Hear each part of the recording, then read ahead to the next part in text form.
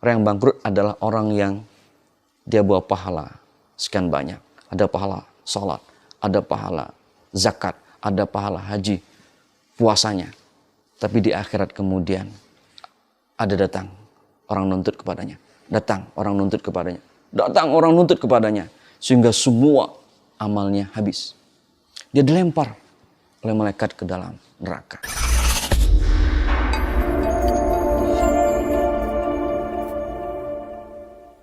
Assalamualaikum warahmatullahi ta'ala wabarakatuh. Bismillahirrahmanirrahim. Alhamdulillah rabbil alamin. Salatu wassalamu ala ashrafil anbiya mursalin. Sayyidina maulana Muhammadin wa ala alihi wa sahbihi ajma'in, amma ba'du. Rabbi shrah li sadri wa yassir li amri wa hlul 'uqdatam min lisani yafqahu qawli. Qala Allah ta'ala fil kitabil karim wal 'ashr innal insana lafi khusrin innal ladzina amanu wa 'amilus shalihati wa tawassaw bil haqq wa tawassaw bis sabr. Shadaqallahu adzim. Pemirsa rahimakumullah yang dirahmati Allah.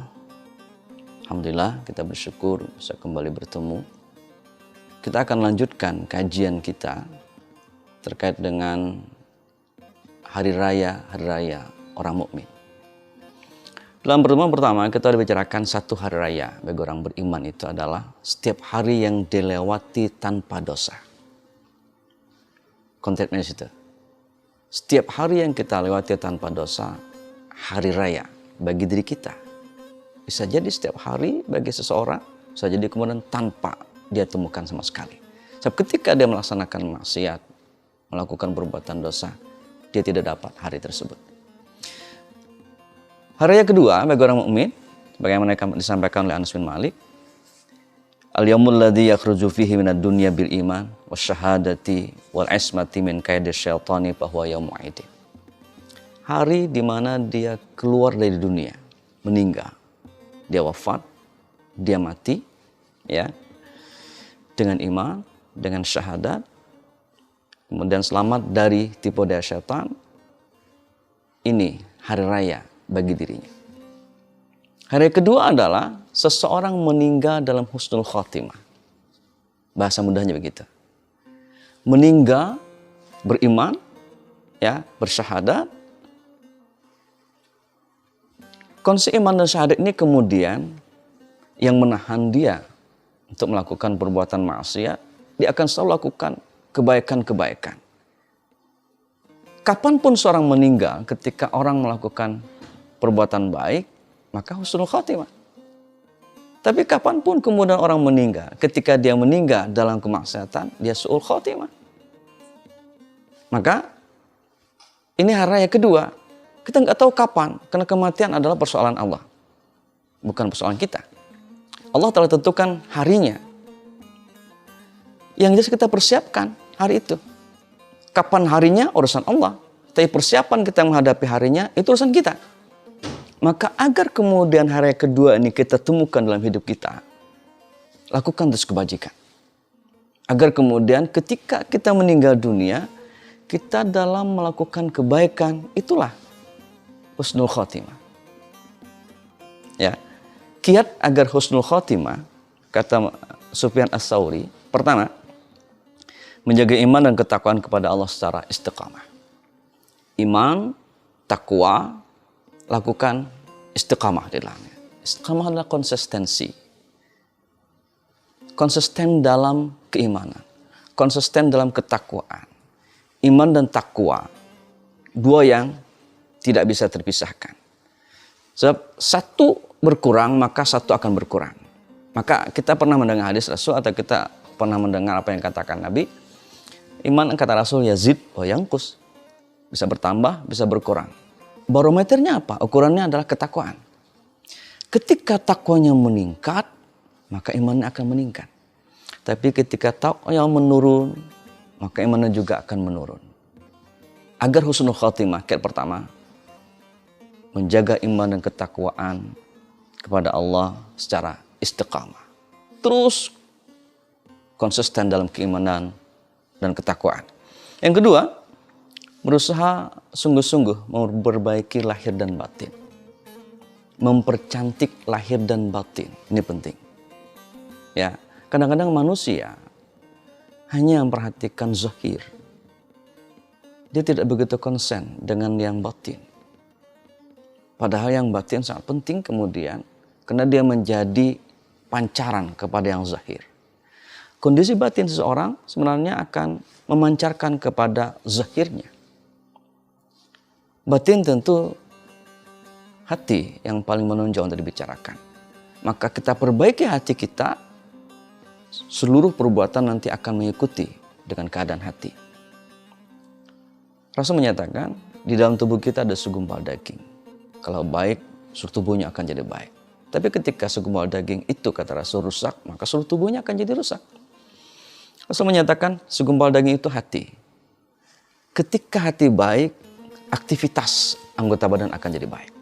Tapi ketika hati seseorang rusak, berpenyakit, bahkan mati, qasyatul qalb, maka aktivitas anggota badannya akan menjadi rusak. Lidahnya akan bertutur hal-hal yang tidak baik. Telinganya suka mendengar hal-hal yang diharamkan Allah. Terus dan terus. Maka kemudian, ya, seimbang dalam memperbaiki zahir dan batin ini penting. Ya, kiat kedua ini penting.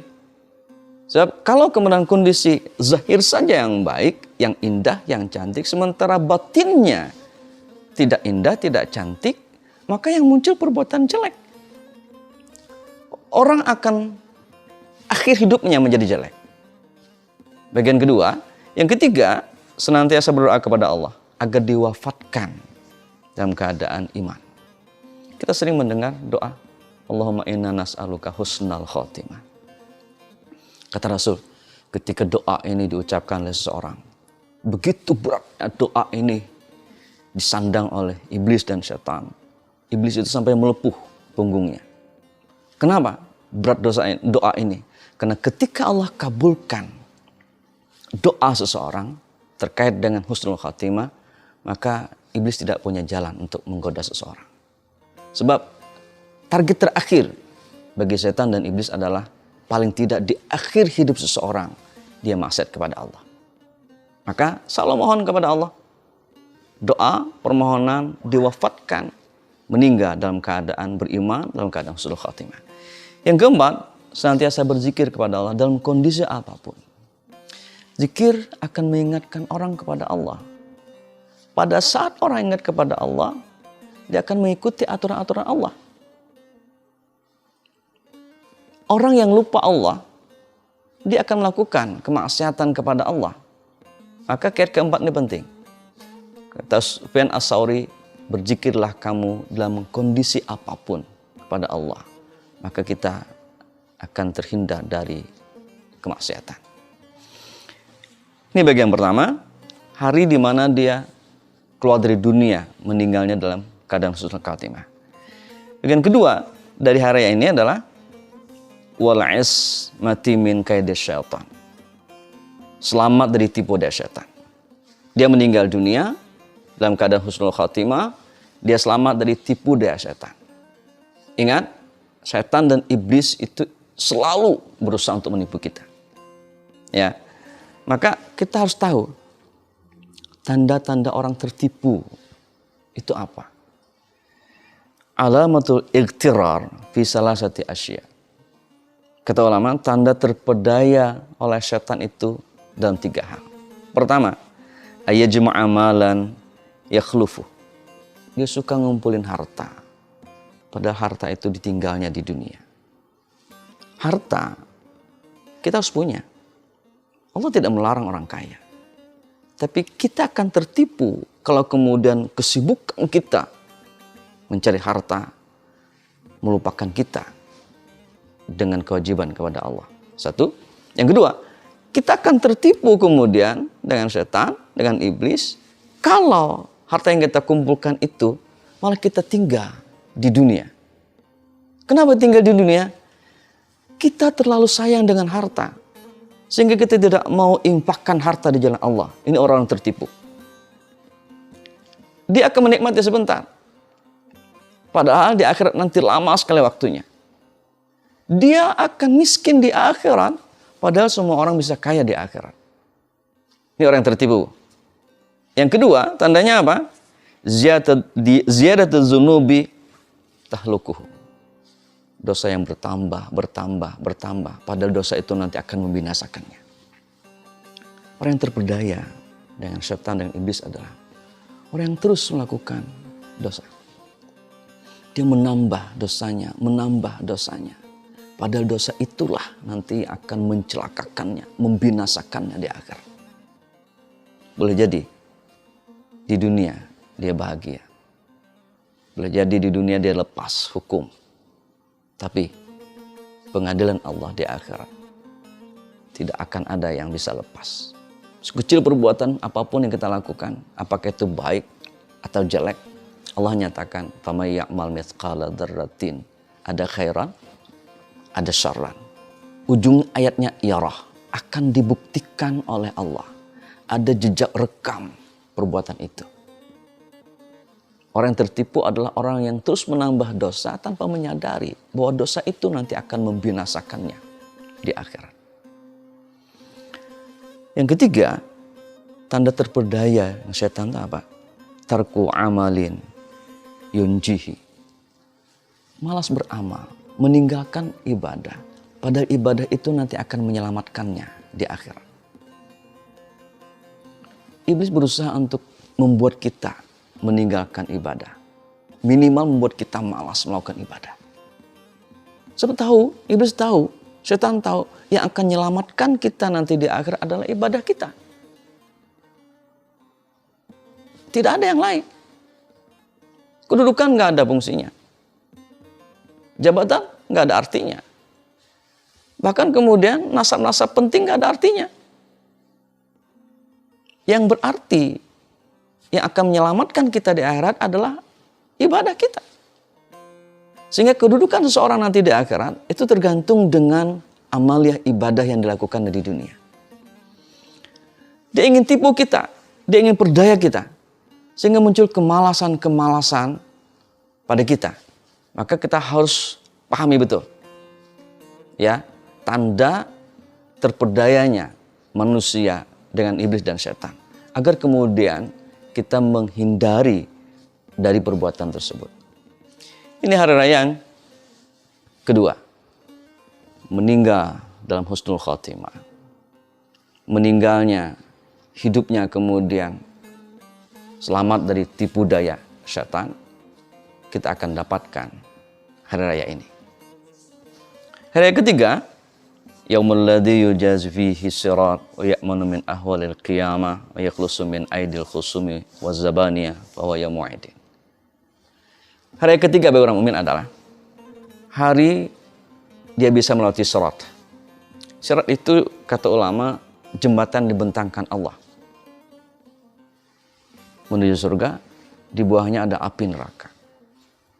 Orang akan bisa melewati sirat. Ini sekali lagi tergantung amaliah seseorang, tergantung ibadahnya. Sehingga kemudian kenapa ada perbedaan-perbedaan kecepatan? Sekali lagi tergantung amaliah.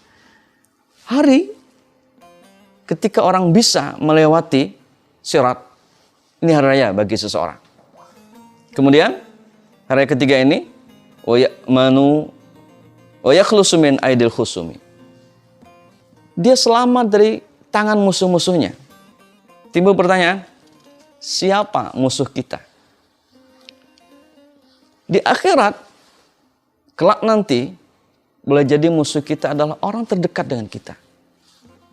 Teman dekat kita. Kerabat kita. Kenapa? Ternyata musuh kita adalah orang yang kita pernah zalimi di dunia. Dia akan tuntut nanti di hadapan Allah. Dia akan minta pertanggungjawaban di hadapan Allah. Dan dia minta keadilan dengan Allah. Dia akan jadi musuh kita. Dia akan rampas pahala dari kita. Inilah kemudian yang Rasul pernah tanyakan, atadruna manil muflis? Tahukah kamu, kata Rasul, siapa orang yang bangkrut? Sahabat semua mau jawab terkait dengan kekayaan dunia. Bukan itu, kata Rasul.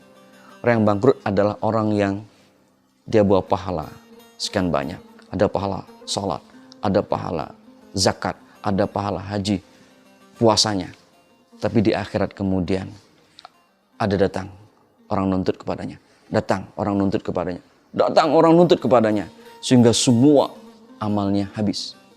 Dia dilempar oleh malaikat ke dalam neraka. Kalau orang selamat dari musuhnya, yaitu orang yang dizalimi, maka bagian terakhir dari ayat ketiga ini apa? Dia selamat dari Zabaniyah. Siapa Zabaniyah? Zabaniyah adalah penjaga-penjaga neraka. Jumlahnya ada 19 orang. Pimpinannya Malik. Dalam Mudaththir ayat 30 Allah menyebutkan alaiha tis'ata asyar.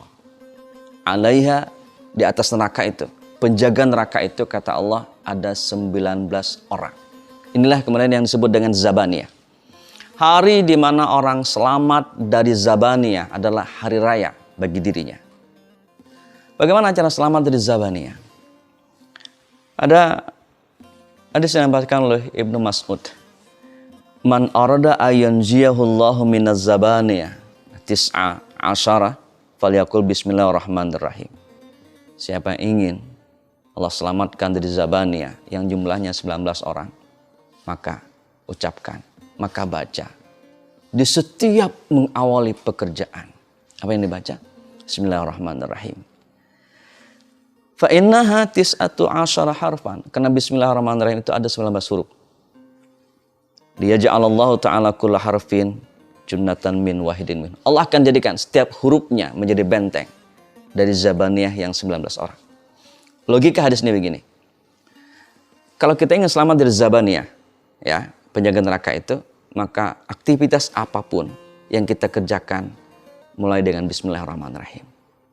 Bismillahirrahmanirrahim adalah izin dari Allah. Dengan nama Allah, maka perbuatan kita itu diizinkan Allah. Hadis ini logikanya orang tidak akan maksiat. Kenapa? Pekerjaan apapun dia akan mulai dengan bismillah. Mungkinkah orang mencuri berbismillah? Mungkinkah orang mau mabok sebelumnya dia angkat gelas itu dengan bismillah? Nggak mungkin. Mungkinkah orang berzina sebelumnya dia baca bismillah? Nggak mungkin. Hadis ini logikanya begitu.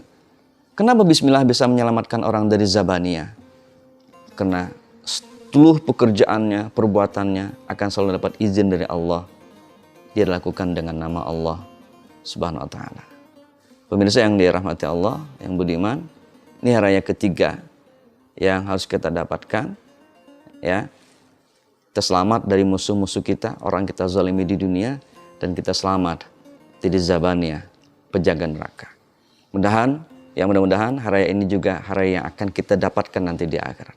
Semoga ada manfaatnya. Insyaallah nanti kita lanjutkan di pertemuan akan datang. Assalamualaikum warahmatullahi wabarakatuh.